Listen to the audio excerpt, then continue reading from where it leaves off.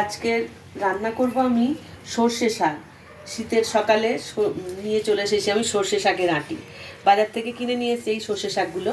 দেখুন ছোট ছোট শাক, খেতে খুব টেস্টি। এই শীতকালে সর্ষে শাক, তারপরে তোমার পালং শাক, মেথি শাক, মূলো শাক, প্রচুর শাক পাওয়া যায়। শাক তো খাওয়াও ভালো, তবে শীতকালে এগুলো খুব ফ্রেশ পাওয়া যায়, যদিও এগুলো সার দেয়া। আমি শাকটা এখন ভালো করে কেটে নেব, আস্তে আস্তে ছোটো ছোটো করে শাকটা কেটে নেব, নিয়ে আমি ভাজা করব। কিভাবে করি দেখাবো সেটা। সব শাকটা আমার কাটা হয়ে গেছে। আমি এই শাকটা এখন, সার দেওয়া থাকে তো, তাই শাকগুলো একটু আমরা এখন সিদ্ধ করে নিই, হালকা জলটা ফেলে দিই। এখন এই কড়াইতে দিয়ে শাকটা আমি জল দেবো, দিয়ে 2-3 মিনিট একটু সিদ্ধ করে নেবো, নিয়ে জলটা ফেলে দেবো। সাধারণ একটু নুন দিয়ে দিলাম আমি, দিয়ে একটু জল দিয়ে দিলাম বেশি করে। জল দিয়ে এটা 2 মিনিটের মতো ঢেকে দেবো, দিয়ে এইটা দিয়ে জলটা আমি ফেলে দেবো। 2-3 মিনিট হয়ে গেছে। এখন আমি ঢাকাটা খুলে দেখি। হ্যাঁ দেখুন, শাকটা কমে গেছে, একদম সিদ্ধ হয়ে গেছে। এখন আমি গ্যাসটা জেলে জলটা ঝাড়া করে নেব।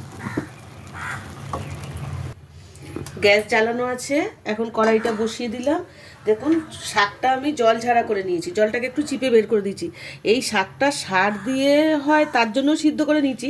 এই শাকটা কিন্তু একটু তিতা ভাব, আমি তার জন্য জলটা ফেলে দিয়েছি, তো আর কিন্তু তেতো লাগবে না। এই শাকটা ভাজবো, তার জন্য আমি নিয়েছি গোটা রসুন, নিয়েছি গোটা কাঁচা লঙ্কা, নিয়েছি নুন, হলুদ, চিনি, পেঁয়াজ, কালো জিরে আর গোটা শুকনো লঙ্কা দেবো। আমি এখন রসুনটা থেতো করে নেব, গোটা রসুনগুলো আর সঙ্গে 2টো কাঁচা লঙ্কা, পাকা পাকা লঙ্কা একদম, আমাদের গাছে হয়েছিল 2-4টে তুলে নিয়েছি। এইটা এখন আমি থেতো করে নেব। থেতো করে নিয়েছি রসুন আর কাঁচা লঙ্কা একসাথে। এখন আমি কড়াইতে তেল দেব, তেলটা গরম হয়ে গেছে। এখন আমি দেবো এর মধ্যে কালো জিরে দেবো, কিছুটা পেঁয়াজ কুচানো দেবো,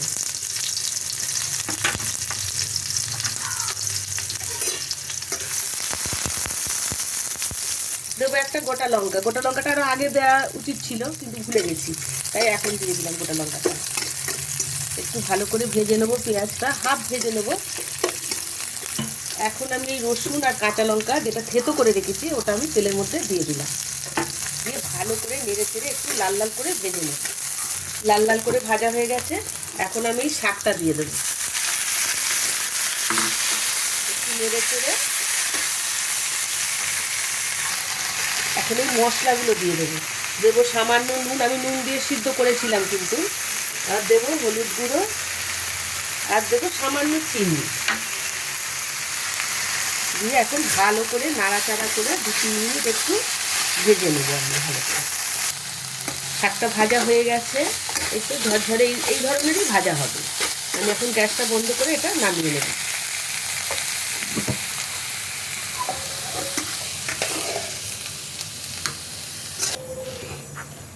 রেডি হয়ে গেছে সর্ষে শাক ভাজা। শীতকালের সর্ষে শাক খুব ওঠে, শীতকালেই পাওয়া যায় আমাদের দিকে। এখন হয়তো সব ঋতুতেই সব শাক পাওয়া যায়, কিন্তু এটা শীতের সবজি, শীতকালেই ভালো লাগে। গরম ভাতে, প্রথম পাতে খুব ভালো লাগবে।